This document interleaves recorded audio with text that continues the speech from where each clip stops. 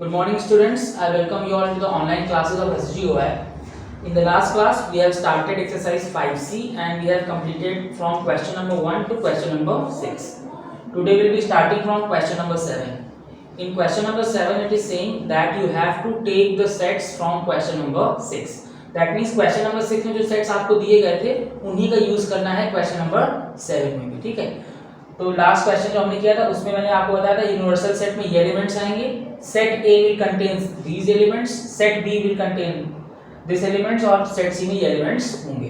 These are the factors of 144, these are the factors of 24 and these are the factors of 36 और set C contains the factors of 48। Okay, so one by one let's start from the questions. First part, it is saying that you have to prove that A intersection B union C is equal to A. It is saying that you have to prove A intersection then brackets B union C is equal to A. तो यहाँ पे पहले हम लगाएंगे distributive property of sets. मैंने आपको बताया था कि डिस्ट्रीब्यूटिव प्रॉपर्टी क्या होती है। ये हो जाएगा A intersection B then union A intersection C, ठीक है। ये क्या है, LHS है। LHS साइड, LHS में हम लोग सॉल्व करेंगे और फिर देखेंगे क्या वो A के इक्वल आ रहा है कि नहीं आ रहा, ठीक है। तो यू हैव टू डू, यहाँ डिस्ट्रीब्यूटिव प्रॉपर्टी लगाई तो A intersection B union A intersection C। Okay, first of all find करेंगे हम कि A इंटरसेक्शन B क्या होगा। तो A intersection B, you know that intersection का मतलब क्या होता है, common elements in set A and set B. Set A और सेट बी में जो कॉमन एलिमेंट्स होंगे वही किस में आएंगे, ए इंटरसेक्शन बी में आएंगे। यू गाइस क्लियरली सी कि ए और बी के अंदर कॉमन एलिमेंट्स कौन से हैं, 1 2 3 4 6 बस एंड 12, ठीक है। कॉमन एलिमेंट्स क्या है, 1 2 3 4 6 and 12. These are common elements between A and B. Therefore, A intersection B की जो वैल्यू होगी that will be 1, 2, 3, 4, 6 and 12. तो A intersection B is equal to 1, 2, 3, 4, 6 and 12. अब फाइंड करेंगे A intersection C. Now we will find A intersection C. तो आपको A और C के बीच में जो कॉमन एलिमेंट्स हैं वो देखने पड़ेंगे। A एंड C के बीच में 1 है कॉमन, 2 है, 3 है, 4 है, 6 है, फिर 8 भी है, 12 भी है और 24 भी है, ठीक है। A 1 2 3 4 6 8 12 and 24। तो A intersection B will be equal to 1, 2, 3 4, 6, 8, 12 and 24। तो ये हो गया A इंटरसेक्शन C। अब बीच में लगा है यूनियन, इसका मतलब है कि इसका और इसका आपको यूनियन करना है। और यूनियन का मतलब होता है कि आपको इसके भी सारे एलिमेंट्स लिखने हैं और इसके भी सारे एलिमेंट्स लिखने हैं। बस ये ध्यान रखना है कि जो दोबारा आ रहे हैं उनको दो बार नहीं लिखना, सिर्फ एक बार ही लिखना। तो from here we can say that, बाकी बात इधर लिख रहा हूं, A intersection B union A intersection C, इसका जो आंसर होगा that will be equal to 1 2 3 4 6 12 और ये इसमें भी आ रहा है वही एलिमेंट्स, तो यहाँ पे जो नहीं आ रहा है वो भी लिख देंगे, 8 भी लिख देंगे और 24 भी लिख देंगे, ठीक है। तो आंसर होगा 1 2 3 4 6 और 12। इसके सारे एलिमेंट्स लिख दिए मैंने, अब इसके भी सारे एलिमेंट्स लिखने हैं, बस जो इसमें आ चुके हैं उनको दोबारा नहीं लिखना है। तो ये सब आ चुके हैं 6 तक, इसमें 8 नहीं आया, 24 नहीं आया, तो वो यहाँ पे आप लिख दोगे 8 and 24, ठीक है। तो from here you can clearly see कि A intersection B union C, जिसको हमने चेंज करके इसमें चेंज किया है, उसका जो सेट है दैट इज 1, 2, 3, 4, 6, 12, 8 and 24। और यही किसके इक्वल है, सेट A के इक्वल है, क्योंकि सेट A के सारे एलिमेंट्स इसमें आ गए। तो देयरफॉर आप ये लिखोगे, ये क्या क्या सॉल्व किया था हमने, LHS, therefore LHS is equal to A, या बोल सकते हैं LHS is equal to RHS. So from here we can clearly say that कि A intersection B union C is equal to A. ठीक है, तो I hope you have got the concept. Now moving to part number 2. Moving to part number 2.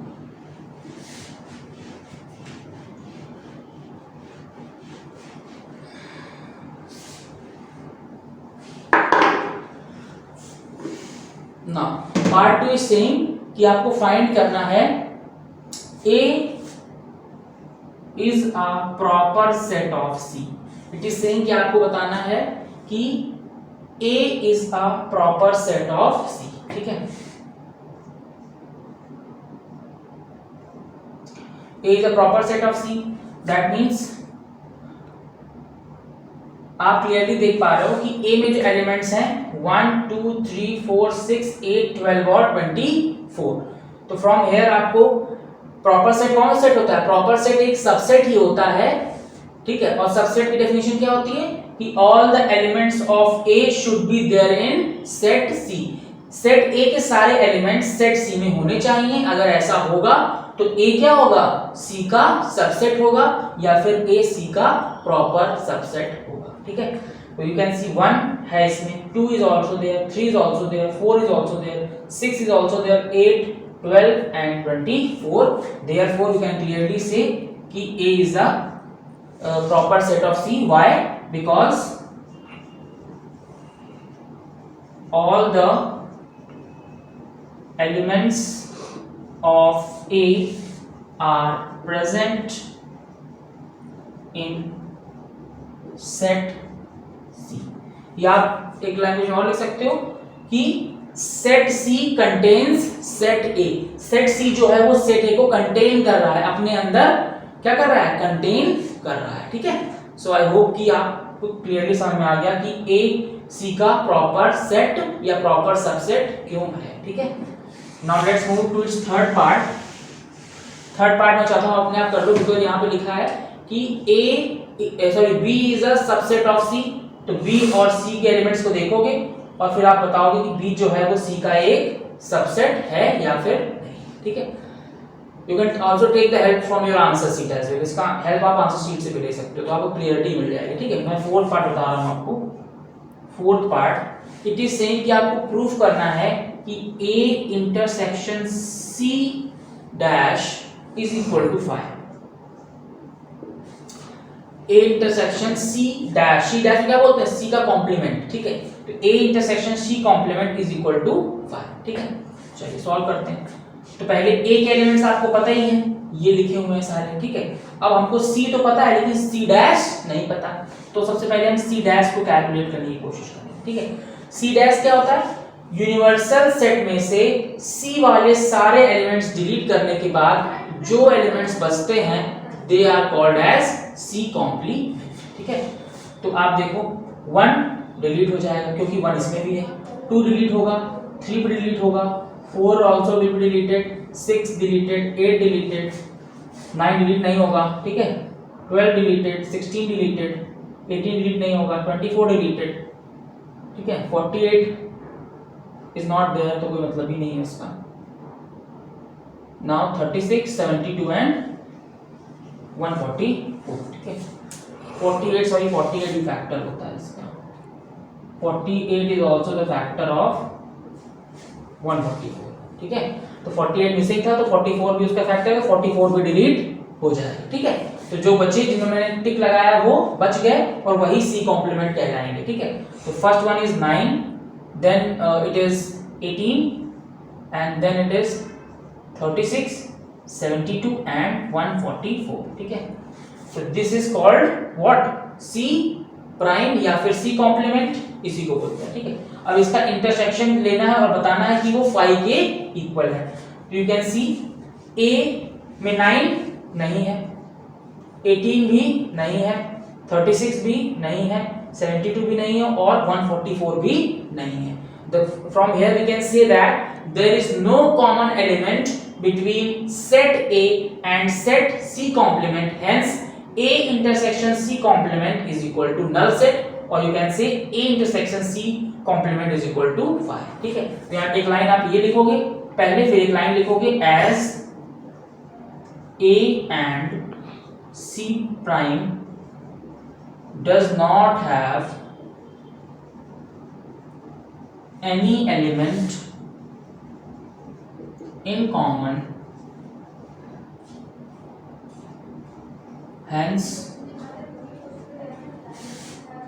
A intersection C prime will be equal to 5। Why? Because A और C prime के बीच में कोई भी element common नहीं है। ठीक है, now let's move further to question number 8।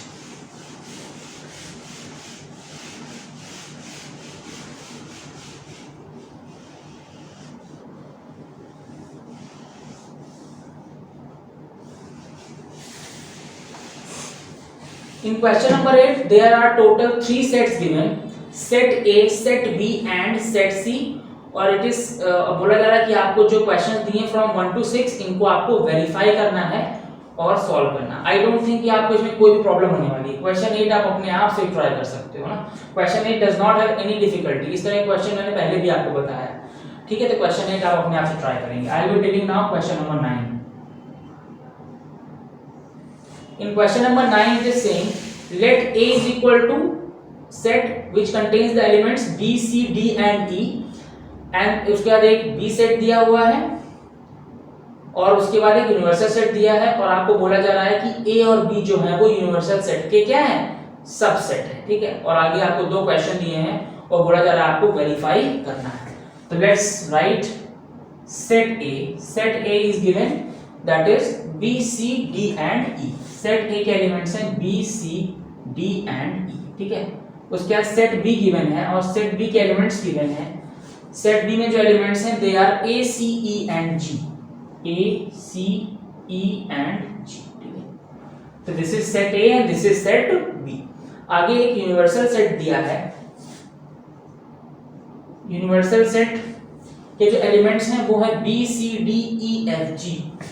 B, C, D, E, F, G। ठीक है, और आपको बोला जा रहा है कि जो सेट A और सेट B है वो यूनिवर्सल सेट के सबसेट हैं। अगर वो ना भी बोलता तो अपने आप अंडरस्टैंड कर सकते थे आप कि A और B दोनों यूनिवर्सल सेट के सबसेट हैं। क्यों? क्योंकि इसके सारे एलिमेंट्स देखिए इसमें हैं, इसके सारे एलिमेंट्स इसमें हैं।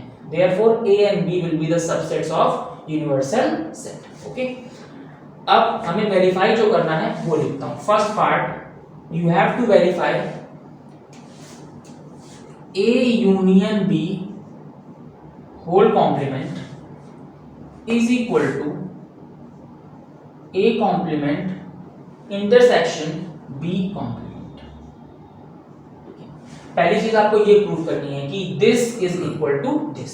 तो हमें इसके लिए LHS भी सॉल्व करना पड़ेगा और RHS भी सॉल्व करना पड़ेगा, और फिर देखना होगा क्या वो दोनों इक्वल हैं कि नहीं। ठीक, तो इससे स्टार्ट करते हैं। आपको डी मॉर्गन्स थ्योरम मैंने बताई। डी मॉर्गन्स थ्योरम के अकॉर्डिंग अगर A यूनियन B का होल कॉम्प्लीमेंट करते हैं अकॉर्डिंग टू डी, हम पहले RHS सॉल्व करें। RHS ओके, तो अकॉर्डिंग टू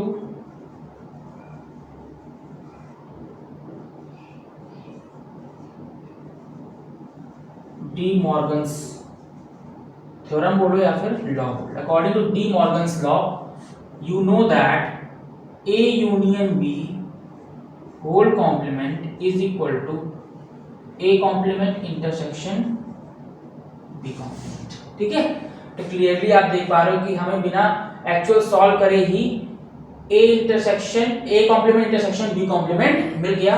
तो from here we can say that RHS is equal to LHS, और ये क्या हो गया, प्रूव हो गया। It is proved.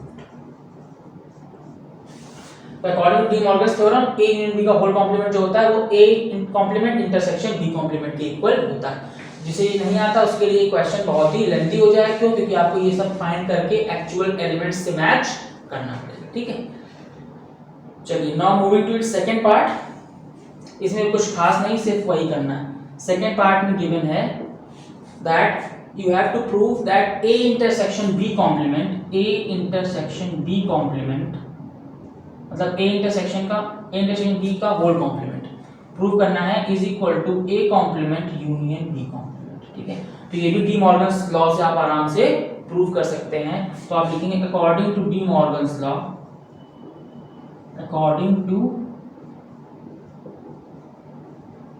Second class में मैंने आपको बताया था, यू रिमेंबर, जब थ्योरी बता रहा था, according to De Morgan's law A union B whole A intersection B whole complement is equal to A complement union B complement.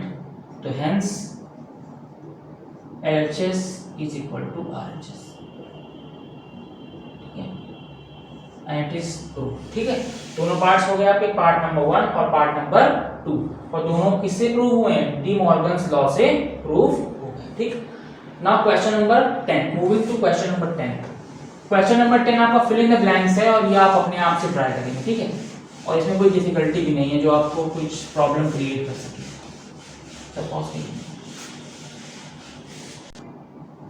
हाँ, now moving to question number 11।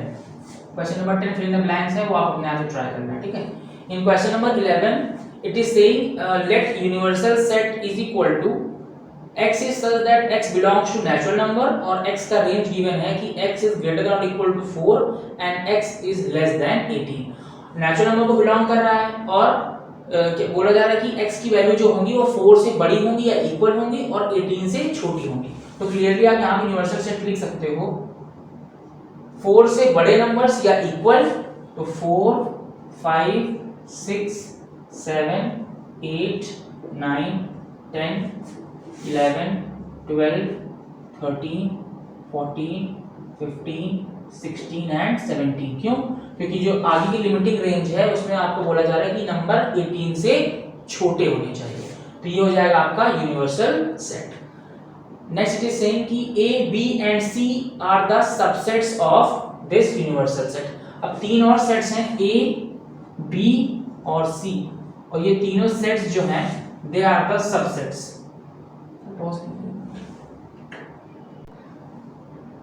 So set A, set B and set C जो है वो universal set के subsets हैं। और subsets इतनी बार मैंने word बोला है कि शायद आपको एग्जैक्टली इसका मतलब तो पता चल गया होगा कि सबसेट्स क्या होते हैं।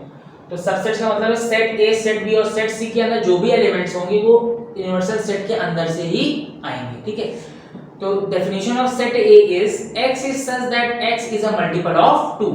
तो सेट A के अंदर वो एलिमेंट्स आएंगे जो 2 के मल्टीपल हैं, और कंडीशन ये भी रहेगी ये इसके अंदर से ही आएंगे। क्यों? क्योंकि ये यूनिवर्सल सेट के सबसेट्स हैं। तो मल्टीपल ऑफ 2 यहाँ पे आप सर्च करोगे तो 4 आएगा, then 6, then 8, then 10, 12, 14 and then 16। 18 नहीं ले सकते क्योंकि 18 इसकी यूनिवर्सल सेट की रेंज में नहीं है। ठीक है, now moving to set B। Definition of set B is x is such that x is a multiple of 3। अब इसमें आएंगे 3 के मल्टीपल। 3 का मल्टीपल पहला कौन सा है? 6, देन 9, देन 12 और 15। तो ये एलिमेंट्स हो जाएंगे सेट B के। Now moving to set C। Definition definition is saying x is such that x belongs to natural number and x is less than 11। मतलब सारे एलिमेंट्स जो यूनिवर्सल सेट के अंदर हैं और 11 से छोटे हैं वो सब के सब सेट C के अंदर आएंगे। तो इट विल बी 4 5 6 7 8 9 एंड 10। ठीक है, तो we have all the sets here available, universal set, set A, set B and set C। ठीक, अब हम लोग क्वेश्चंस पे पढ़ेंगे। First question is you have to verify या फिर prove that A union B whole complement is equal to A complement intersection B complement. ठीक है, तो हम चाहे तो इसको डी मॉर्गन से कर सकते हैं, लेकिन मैंने एक बार डी मॉर्गन से आपको बता दिया, तो अब मैं दूसरे तरीके से एक्चुअल इनका यूज करके बताऊंगा। ठीक है, चलिए, तो A यूनियन B का होल कॉम्प्लीमेंट निकालना है आपको। इसका मतलब है पहले आपको A यूनियन B फाइंड करना पड़ेगा और उसके बाद उसका कॉम्प्लीमेंट फाइंड करना पड़ेगा। तो A यूनियन B ये क्या होगा? A के सारे एलिमेंट्स और B के सारे एलिमेंट्स इसमें आपको लिखने हैं। बस कंडीशन ये है कि कोई भी जो 2 बार आया उसको सिर्फ एक बार ही लिखना होगा। ठीक है, तो right all the elements of set A 4 6 8 10 12 14 and 16। ठीक है, अब इसके लिखने 6 ऑलरेडी आ चुका है, 9 नहीं आया तो 9 लिखेंगे, देन 12 ऑलरेडी आ चुका है, 15 भी नहीं आया तो 15 लिखेंगे, ठीक है। तो A union B will be equal to 4 6 8 10 12 14 16 9 and 15, ठीक है। बट हमें A यूनियन B का कॉम्प्लीमेंट चाहिए, तो A यूनियन B का कॉम्प्लीमेंट क्या होगा, मैंने बताया जब भी कॉम्प्लीमेंट आपको कैलकुलेट करना होता है तो यूनिवर्सल सेट से वो एलिमेंट्स डिलीट कर देते हैं जिसका कॉम्प्लीमेंट आप निकाल रहे हो। ए यूनियन बी का कॉम्प्लीमेंट निकाल रहे हो तो यूनिवर्सल सेट से ये सारे एलिमेंट्स डिलीट कर दोगे और जो बचेंगे वो ही यहाँ पे आंसर में आएगा, ठीक है। तो 4 डिलीटेड, 5 नहीं है तो आएगा, 6 डिलीटेड, 7 आएगा, 8 डिलीटेड, 9 डिलीटेड, 10 डिलीटेड क्योंकि दोनों में है, 11 आएगा, 12 डिलीटेड, 13 ये आएगा, 14 डिलीटेड क्योंकि इसमें है, 15 डिलीटेड, 16 डिलीटेड और 17 आएगा, ठीक है। तो आंसर क्या हो जाएगा, answer will be 11 sorry starting from 7 then 11 13 and 17. Answer will be 7, 11, 13, 17. 5 as well. 5 भी आएगा, ठीक है। 5 में से हो जाएगा 5, 7, 11, 13 and 17. ये किसका वैल्यू है, A यूनियन B के कॉम्प्लीमेंट का वैल्यू है, ठीक है। नाउ अब आपको फाइंड करना है A complement intersection B complement. तो पहले आप निकालेंगे A कॉम्प्लीमेंट और फिर निकालेंगे B कॉम्प्लीमेंट और फिर दोनों का इंटरसेक्शन लेके लिखेंगे, ठीक है। तो first of all A complement निकालना है तो आपको देखना होगा A के एलिमेंट्स को देखना होगा, ठीक है। तो A के एलिमेंट्स देखेंगे और फिर यूनिवर्सल सेट के एलिमेंट्स देखेंगे। जो एलिमेंट्स A में आ रहे हैं उनको यूनिवर्सल सेट से हटा के जो बाकी बचे एलिमेंट्स होंगे उनको आप A कॉम्प्लीमेंट के अंदर लिख दोगे, ठीक है। 4 हट जाएगा, 6 हट जाएगा तो क्या बचा, 5 आएगा। उसके बाद 8 हट जाएगा तो बीच में क्या बचा, 7 बचा। उसके बाद 10 हट जाएगा, बीच में क्या बचा, 9 बचा। उसके बाद 12 हट जाएगा, बीच में क्या बचा, 13 बचा। उसके बाद 14 हट जाएगा, बीच में क्या बचा, 13 आ चुका। उसके बाद 16 दोनों में है तो बीच में आएगा आपका 15 और 17, ठीक है। तो A कॉम्प्लीमेंट के एलिमेंट्स हो जाएंगे 5, 7, 9, 13, 15 एंड 17, ठीक है। B कॉम्प्लीमेंट 11 भी, हाँ सॉरी 11 इज आल्सो देयर। तो 11 एंड 13 बस थोड़ा सा आपको ध्यान से इसमें देखना बिकॉज थोड़ा observation is important in this because आपको वही एलिमेंट्स हटा देने हैं जो कि A में है और यूनिवर्सल सेट में नहीं है, ठीक है। यूनिवर्सल सेट से वो एलिमेंट्स हटाने हैं जो A में ऑलरेडी हैं और वही क्या होता है, A कॉम्प्लीमेंट होता है ना। B कॉम्प्लीमेंट के लिए B वाले सारे एलिमेंट्स हटा देंगे, कहां से, यूनिवर्सल सेट से हटाना है 6, 9, 12 और 15 और बाकी सब लिख देने हैं। तो आएगा 4, 5, 7, 8, 10, 11, 13, 14, 16 एंड 17, ठीक है। तो B कॉम्प्लीमेंट के क्या एलिमेंट्स होंगे, 4, 5, 7, 8, 10, 11, 13, 14, 16 एंड 17। अब आपको फाइंड करना है इन दोनों का इंटरसेक्शन। इन दोनों का इंटरसेक्शन मतलब कि इन दोनों सेट्स में जो भी कॉमन एलिमेंट्स होंगे वो इसके अंदर आएंगे। तो पहला कौन सा आएगा, 5, ठीक है। फिर कौन सा आएगा, 7, देन 11, देन 13 एंड देन 17, ठीक है। यही कॉमन एलिमेंट्स हैं 5, 7, 11, 13 और 17। हमें प्रूव करना था A union B whole complement is equal to A complement intersection B complement. This is the value of A union B whole complement 5, 7, 11, 13 and 17 and this is the value of A complement intersection B complement जो कि है 5, 7, 11, 13 और 17। दोनों values same है, therefore पहले आप लिखोगे LHS is equal to RHS क्योंकि LHS और RHS की वैल्यूज क्या है, आपस में सेम है, therefore क्या रहेगा, वेरीफाइड। इसीलिए क्या होगा, दोनों इक्वल हो गए, ठीक है। सो सिमिलरली सेकेंड पार्ट आप इसी तरीके से कर सकते हो, थर्ड पार्ट भी अपने आप से कर सकते हो क्योंकि इसका कॉन्सेप्ट मैंने पहले ही बताया है, ठीक है। तो this is all for today's class, this is completion of exercise as well and chapter also. In the next class I will be starting with the new chapter, that is percentage. Thank you.